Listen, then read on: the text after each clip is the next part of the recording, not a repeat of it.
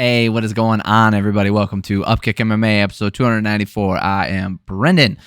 The Ultimate Fighter, season 31, McGregor versus Chandler. All right, this is going to be covering episode 7. If you're looking for any of the last episodes, I have a breakdown of every single one of those episodes. Real quick, if you like this kind of stuff, you like fight breakdowns, that's what I do here. Subscribe to the channel so you know the next video is coming out. Okay, so also if you're looking for just a breakdown of the fight itself, the timestamp is down below. But if you haven't been here before, real quick, we just go over the episode. We go over what I like, what I didn't like, and we ask you your thoughts. You let me know what you thought about the episode, and we kind of go over what happened. So episode 7, 6 fights so far in the season. There's 1 fight per episode, and every one of those episodes ends with McGregor losing. This one, spoilers, no different. McGregor showed up in the beginning of the episode, right? So they've been playing it up this whole season about McGregor being aloof, being kind of not available to the fighters, not as technical in his breakdowns or his training for his fighters.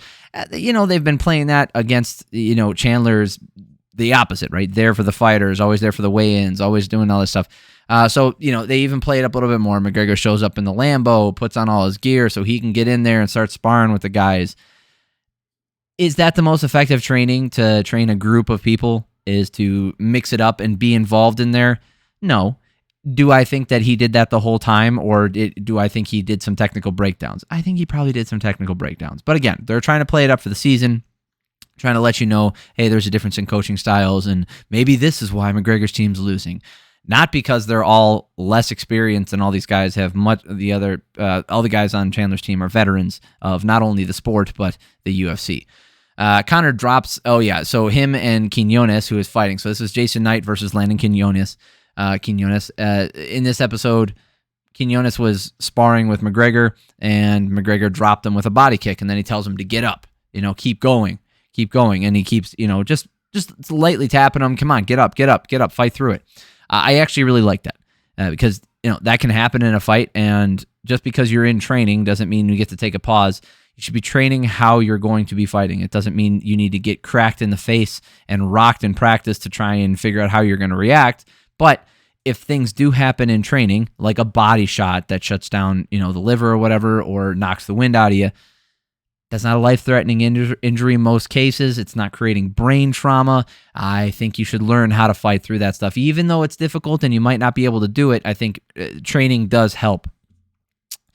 Jason Knight is, the background stuff. So Jason Knight, he fought in the UFC. We'll go over their records in a little bit here. But he fought in the UFC. I remember him come in. He's called Jason the Kid Knight, but everybody called him Hick Diaz because of the way he fought. He is as legit of a redneck as it gets. I mean, he's self-proclaimed redneck. He's living in Mississippi, living on the farm, living the farm, like that redneck life, having cars all on the lawn and stuff. And, he embraces it. Plus, he looks like he's having a blast living there with his family. He's a family dude. He's got 3 kids, lovely girlfriend, and they didn't say they were married, but it seems like he's having a lovely life down there. And then I also noticed that they were talking about Quiñones' background here. Many of the vets have a similar feeling of not being appreciated. Oh, sorry. No, this wasn't Quiñones. Many of the vets, this is about Jason Knight, have this similar story of feeling like they didn't appreciate their initial run in the UFC, and that this time it's going to be different because they know what it's like to have it and have it taken away from them. The opportunity, the fame, the money, the I hate that word. I'm not saying that word. I'm not saying the S word. If you guys watch bullshit YouTubers talk about it, I can't stand it. This word has been hijacked, and I hate it. So anyway, they didn't appreciate the opportunity that they were given. It's not that they didn't take advantage of it in a certain way. Obviously, they did. They used their money, or they used their brand, they used it to build a brand, or whatever it might be. But they didn't fully appreciate what they had when they had it. So when it was taken away from them, you don't know what you got till it's gone. The old adage. And they all seem to have this appreciation for what they used to have, and they're working damn hard to get it back. And when they get it back, they're going to do whatever it takes not to lose it. Does it mean they're going to be world champions? Not necessarily.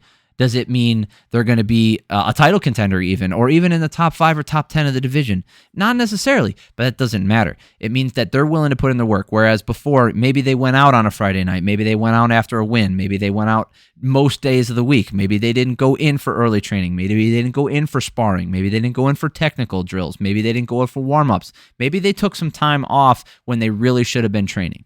But now they're not cutting corners. They're putting in the work, and they know what they have to do to keep their UFC career alive. And that's what I get from all of these veterans. They all seem to have the same kind of mentality. It's not that they didn't.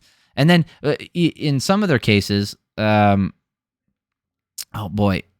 Katona a few weeks ago,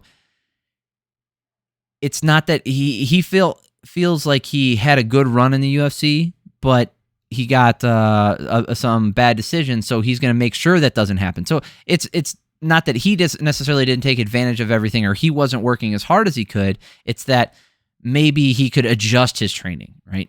But most of the other guys, like, they seem to have this mentality, and I really like it. It's real, it's raw, it's honest. I love that stuff. During the training, at some point, Jason Knight gets headbutted on the side of his eye, and he's got a cut from that headbutt. They glued it up, and they said they were good to go. And then there was a side note, little side story here in this episode following Cody Gibson, who fought a few weeks ago. He got an MRI on his knee because his knee was bugging him. He has an MCL grade 2 tear. And there's only 8 weeks, it takes normally 8 weeks to recover. It doesn't require surgery. They said, hey, normally we'll just tell you to sit down, so I'll leave this up to you. This show kind of puts a weird pressure on the fighters, and it puts them in a tight spot. It's a little different than going into a fight camp, right? And knowing that I have to make the fight for my purse and for the insurance, so I can, the injury happened in a fight or through the fight. The injury was made worse, therefore the insurance will cover it, and the UFC will be paying for it. So that's a little different than this. I don't know. Maybe they would cover it, but I also know that they're not getting paid the same way they would be if they're, fighting. So it's a little different in here. It just puts them in a tight spot, and plus they're fighting for an opportunity to get that contract again. So, they really don't want to. And of course, that's what he said. He's like, I already made my decision. I'm going back in. Landon Quiñones was the guy they filmed talking the most shit in the first episode, so they're kind of setting him up to be the bad guy, setting him up to be the antagonist. Most of these guys have had issues. Oh, this is the part. So then he was telling the story, and most of these guys have had issues with their fathers, whether they knew them at all. Some of them didn't even know their fathers. Seems to be a reoccurring theme in the fight game. A lot of people with not the greatest relationships with their fathers. It's not that it's a guarantee that you're going to end up a damaged person or a damaged soul, or have holes in your personality, or holes that you're trying to fill throughout your life, but it's a pretty good bet based off of what it's not just fighting. It's obviously just because you don't have a dad in your life, or you have a shitty dad in your life, or your dad doesn't show you the kind of appreciation that you need early in your life, doesn't mean you're going to become a fighter necessarily. But it probably is going to cause some mental scarring. So anyway, it just lots of evidence of that in here. And then Landon trains in Boca Raton with some of the best fighters in the world at ATT. I figured, that would give him slight advantage here. He's got a world-class training camp. I know Jason Knight trains at Alan Belcher's club, but he also trains in, I think, at an ATT in Mississippi, an ATT affiliate. So it's not that he doesn't have world-class opponent or training partners. I'm sure he does as well. So let's talk about the fight. I know I spent a long time breaking down the episode here, but that's because the fight's not very long. So Jason Knight taking on Landon Quiñones. Knight's much more plotting with his feet, and he's the one advancing. They're both exchanging, landing some shots in tight, with Knight landing the harder ones. Obviously, they landed back and forth, but Knight landed some really good ones, including a beautiful right hand. Quiñones reversed the position on the fence and worked to get a takedown, but through the scrambling on the ground, Knight worked for a triangle and got it done. Conor's team hasn't won a single time. They have one more fight left. There is one more week where Conor's team can pull out a win, and even if they do, they're going to run into some weird situations here. Conor actually asked Dana White after the fight, like, what happens if it's a clean sweep?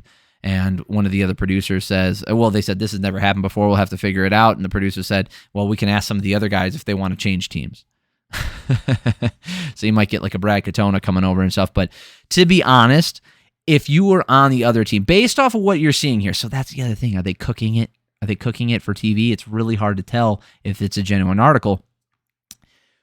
Based off of what you guys have seen just from there, would you want to change teams?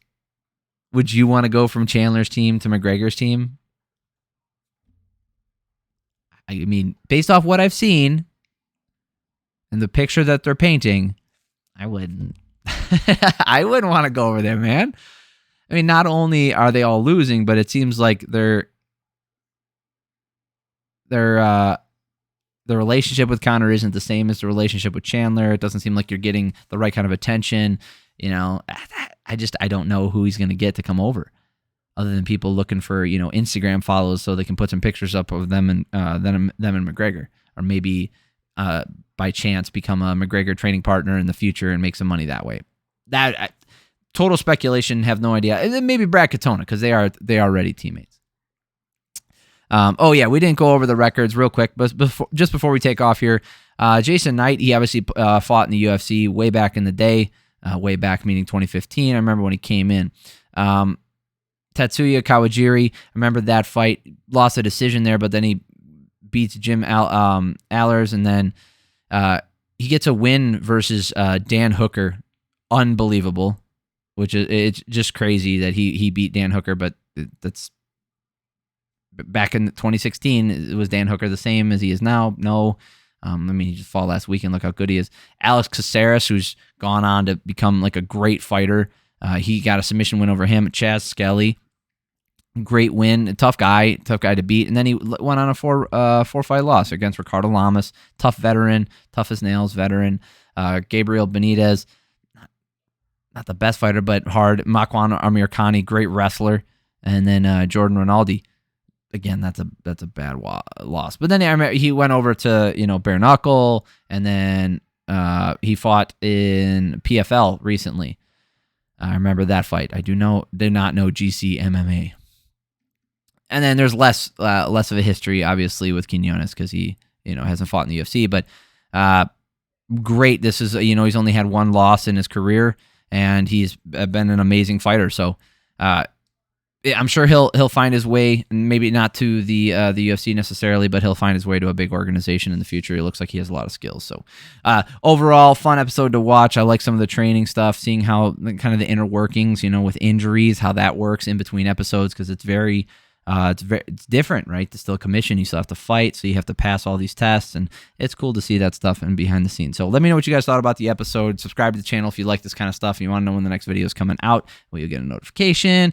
Like this video if you did like it, and then also if you're interested in going back and watching, you know, I have a companion breakdown of every single one of these episodes, so you're more than welcome to go do that. Go check out my 290 breakdown. Broke down every one of those fights. So love y'all. Have an amazing week.